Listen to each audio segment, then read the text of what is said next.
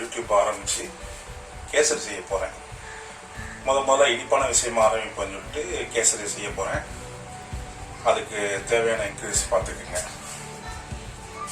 முந்திரி பருப்பு 10 கிராம், கிஸ்மிஸ் 10 கிராம், கேசரி பவுடர் தேவையான அளவு, நெய் தேவையான அளவு, தேங்காய் எண்ணெய் தேவையான அளவு, ரவை 100 கிராம், சீனி 100 கிராம், உப்பு. சரி, வாங்க செய்யறதுக்கு போகலாம். அடுப்பு பற்ற வச்சாச்சு. பற்ற வச்சதுக்கு நெய் ஊற்றிட்டு இந்த கிஸ்மிஸ் முந்திரி பருப்பை அதில் போட்டு பார்ப்போம். அடுப்பை மீடியம் சிம்மிலே வச்சுக்கணும். சிம்மில் வச்சாலும் கரிகாலம் பொன்னாரமாக வறுத்து எடுத்துக்கணும்.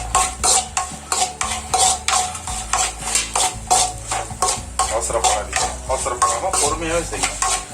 ஈஸியான முறை தான் அது. ரொம்ப நம்ம அவசரப்பட அவசியம் இல்லை.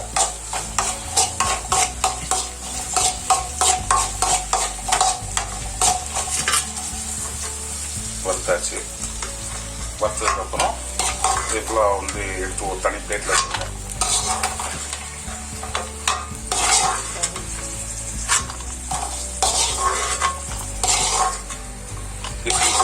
வறுத்ததுக்கப்புறம் அதே நெய்யில் இந்த ரவையை கொட்டி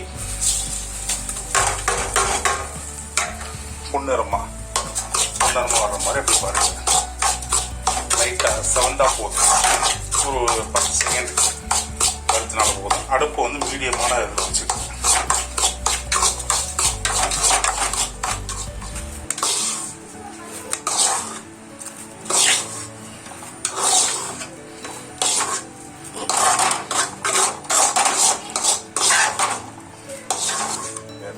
வறுத்து முடிச்சதுக்கப்புறம் அதே சட்டியில் ஒரு 400 மில்லி தண்ணியை ஊற்றிக்கணும். ஊற்றிட்டு அடுப்பை ஃபுல்லாக வச்சுக்கணும். ஃபுல்லாக வச்சுக்கிட்டு சுகரை எடுத்து 100 கிராம் அளவுக்கு போட்டுட்டு அதை அப்படியே சர்க்கரையை கலந்து விடணும். அதில் சிறிது கொஞ்சம் தேவையான அளவு கேசரி போடும். கொஞ்சம் லைட்டாக கொதிக்கிட்டோம். கிண்டிக்கிட்டே இருக்கணும்.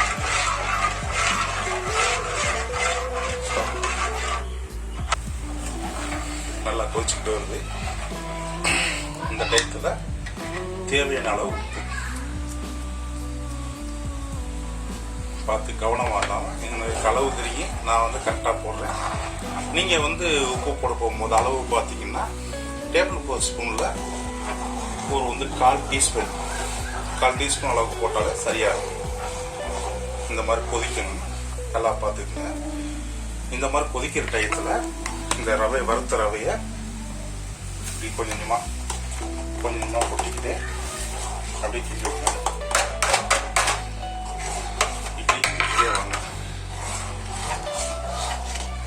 கிண்டிக்கிட்டே வர போகும்போது ஆட்டோமேட்டிக்காக அப்படியே சுருண்டு மேலே வரும்.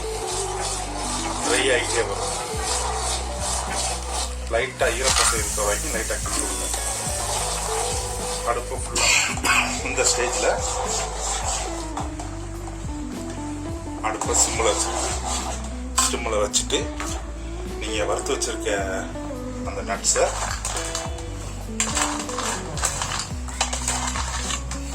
அள்ளி போட்டு கிண்டுங்க. கேசரி வேறு பாத்திரத்துக்கு மாற்றியாச்சு. அவ்வளோதான், கேசரி ரெடி. சிம்பிளான முறை, ஈஸியான முறை, ரொம்ப எளிமையாக முடிஞ்சிடுச்சு. இதே மாதிரி நீங்களும் வீட்டில் செஞ்சு பாருங்கள். நண்பர்களுக்கும் பகிருங்க. பார்த்து சப்ஸ்கிரைப் பண்ணுங்கள். வீடியோ முடிவாக பார்த்ததுக்கு மிக்க நன்றி. லைக் பண்ணுங்கள், கமெண்ட் பண்ணுங்கள்.